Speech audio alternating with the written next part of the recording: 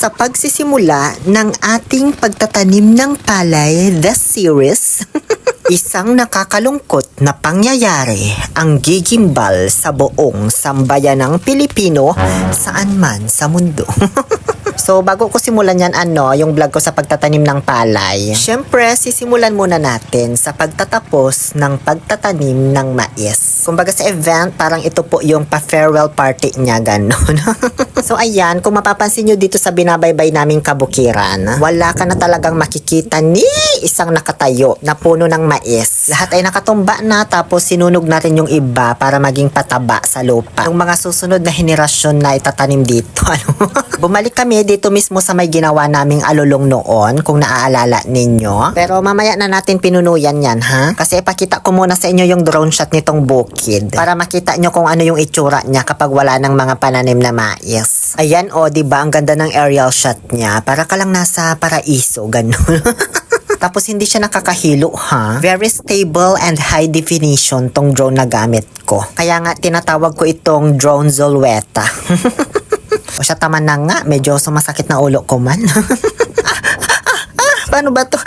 Di ko inisip na mawawala ka pa. Ngayon, balik na tayo dito sa ginawa naming alulong noon. Ito yung bahay-bahayan nung kasagsagan ng pagtatanim ng mais na ginawa namin, kung saan ako nagluto ng iba't ibang klase ng pagkain. Tulad ng kamoteng dry verque, masikoy ni Masikan Iloy, butche de queso, pinakbet na may bunga ng malunggay, at marami pang iba. Pero tulad nga ng sabi nila, nothing is permanent in this world. Even the hardest parts and the thickest walls will not remain as it is.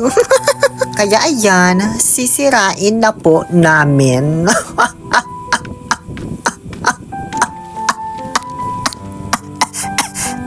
May buhok. Yes, tama po ang nakikita ninyo. Dinidemolish na po namin ang alulong na ito. No more cooking vlog na sa bukid. Kasi nga tag-ulan na, halangan mag-vlog pa ako dito. Makidlatan pa ako dito man habang nagbibidyo-bidyo.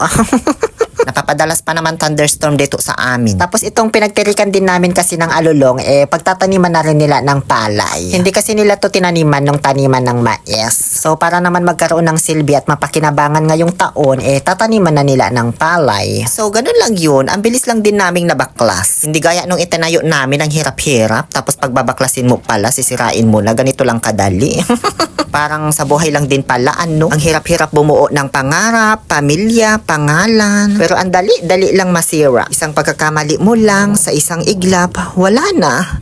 Sira na. Kaya siguro yung iba may nabuti na lang manira.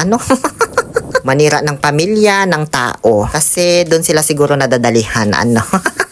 Gigigil ako sa inyo. Pagkatapos naming masira yung alulong na pinagkukuking vlogan ko, punta naman kami dito sa isa pang alulong kung saan namin pinag-stay ng matagal yung makina ng patubig para hindi maarawan at hindi mag-overheat agad kapag ginagamit. Ayan maliit lang naman ito. Kaya mas madaling i-demolish.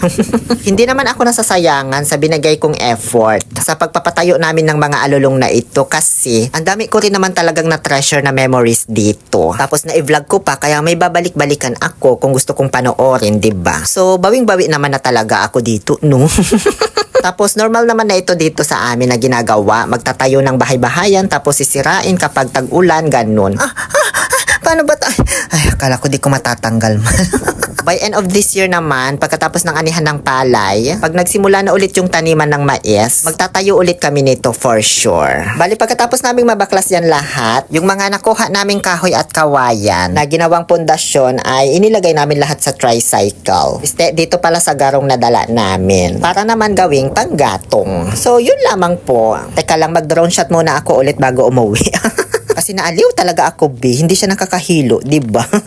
Muli, ito po ang inyong Lonely Pill Oliver Castro na nagsasabing, no to toxicity, let's make people happy and inspired.